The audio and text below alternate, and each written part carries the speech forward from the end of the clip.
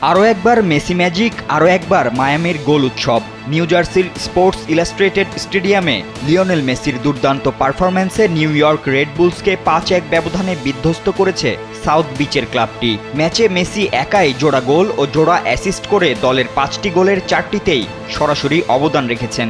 এদিন ম্যাচের 15 মিনিটে প্রথম লিড নেয় গেল বছরের MLS cup finalist Red Bulls, কিন্তু তাদের উল্লাস বেশি সময় স্থায়ী হয়নি।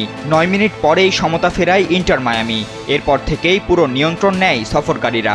24 মিনিটে প্রথম গোলের পেছনে ছিল মেসির জাদুকরি পাস, তার দারুণ অ্যাসিস্টে সমতা ফেরান জর্ডি আলবা। এর ঠিক 2 মিনিট পরেই ফের গোল, আবারও মেসির ছোঁয়ায়। আলবার পাস থেকে গোলটি করেন তরুণ মিডফিল্ডার টেলাস্কো সেগোভিয়া। আর প্রথমার্ধের শেষ দিকে আরও এক গোলে নিজের জোড়ার খাতা পূর্ণ করেন সেগোভিয়া। স্যান্ডেলিনা সো, রূপচর্চায় আভিজাত্য।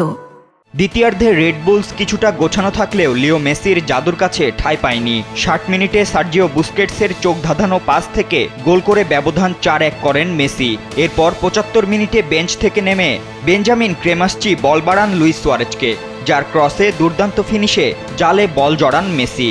এর মধ্য দিয়ে ম্যাচে দ্বিতীয়বারের মতো বল জালে পাঠিয়ে ইন্টার মায়ামির বড় জয়ে সিলমোহর দেন মেসি।